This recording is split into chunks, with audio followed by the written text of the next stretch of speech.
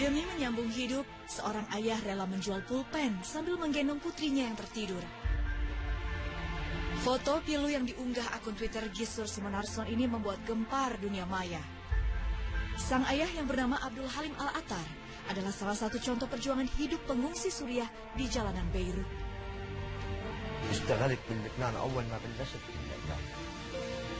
قعدت هون ب3 سنين، يعني أيام بيع 150 ألام، أيام بيع 50 ألام. هاي رزقة من رب العالمين، لأنه لقيت أحسن شيء بيع الأقلام كله بيستعمل القلم.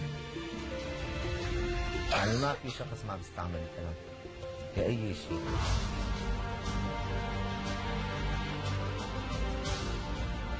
Perjuangannya berbuah manis. Unggahan fotonya mendapat respon luar biasa.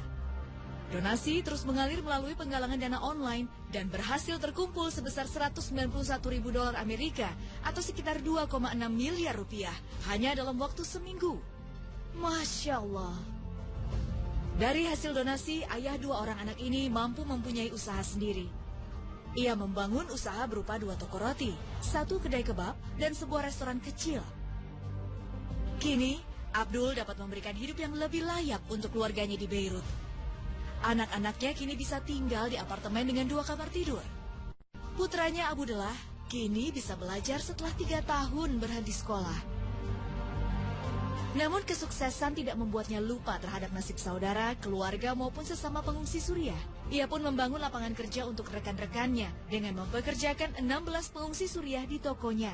Sebanyak $25.000 Amerika atau sekitar 350 juta rupiah ia donasikan untuk teman-teman dan anggota keluarganya di Suriah.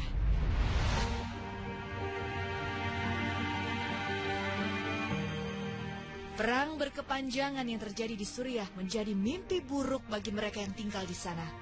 Menjalani hari dalam ancaman kematian membuat sebagian besar dari warga Suriah memilih untuk mencari keselamatan dan pergi meninggalkan tanah airnya. Gelombang pengungsi pun membanjiri negara-negara tetangga dan benua Eropa.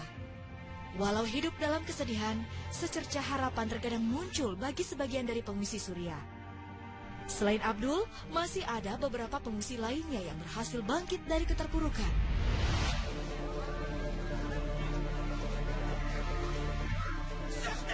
Sahabat umat, masih ingatkah Anda dengan ayah dan anak pengungsi Suriah yang ditendang oleh seorang juru kamera di perbatasan Serbia hingga terjatuh?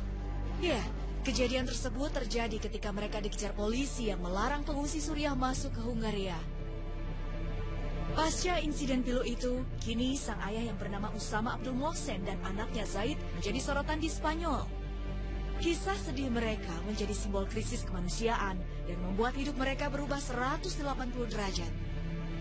Direktur Akademi Sepak Bola Xenave Miguel Galan yang mengikuti perkembangan berita ini akhirnya mengetahui Abdul Mohsen adalah seorang pelatih sepak bola profesional. Miguel pun langsung menawarkan Abdul Mohsen melatih sepak bola di Madrid hanya dengan satu syarat, ia harus bisa bahasa Spanyol. Tidak hanya sampai di situ, mereka pun berjanji akan mengajukan suaka bagi istri dan anak Abdul Mohsen yang masih berada di Turki agar bisa kembali hidup bersama di Spanyol. Abdul Mohsen dulunya seorang pelatih bola profesional di Suriah. Namun perang membuat kondisi tak lagi kondusif sehingga ia pindah ke Turki bersama keluarganya. Tanpa pekerjaan, ia dan Zaid memilih mengikuti arus pengungsi ke Eropa. Kisah sedih berganti bahagia. Kini Abdul Mohsen telah memiliki sebuah apartemen dan pekerjaan. Anaknya Zaid bahkan diundang untuk mengantar bintang Real Madrid Cristiano Ronaldo untuk masuk ke lapangan bola.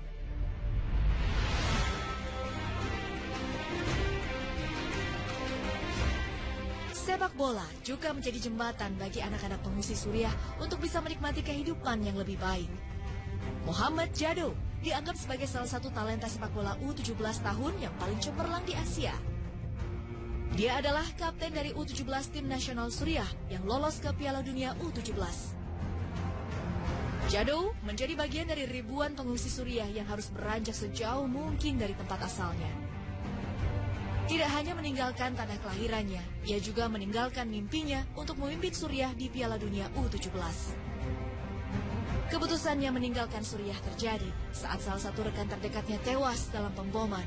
Bersama keluarganya, ia pun pergi mencari kehidupan baru di Eropa. Selama perjalanan menuju Eropa, maut kerap mengancam. Kapalnya sempat berada di tengah-tengah bombardir dan penembakan pesawat ke laut. Bahkan kapal yang ditumpanginya sempat tenggelam.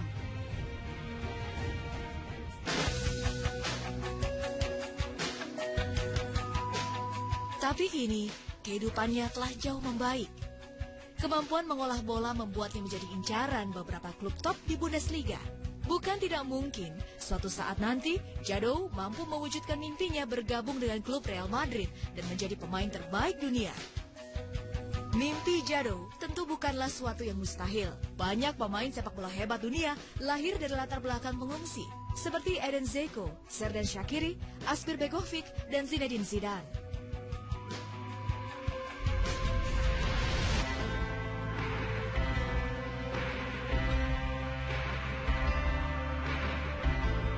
Sahabat umat, perjalanan hidup pengungsi Suriah seakan menjadi bukti bagi manusia bahwa Allah Subhanahu wa Ta'ala Maha melihat dan Maha mengetahui.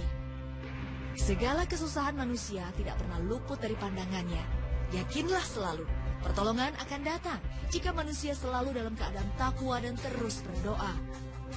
Allah Subhanahu wa Ta'ala berfirman, "Ingatlah ketika kamu memohon pertolongan kepada Rabb-Mu, lalu diperkenankannya bagimu." Allah berkata, "Sungguh aku akan mendatangkan bala bantuan kepadamu dengan 1000 malaikat yang datang berturut-turut." Surat Al-Anfal ayat 9.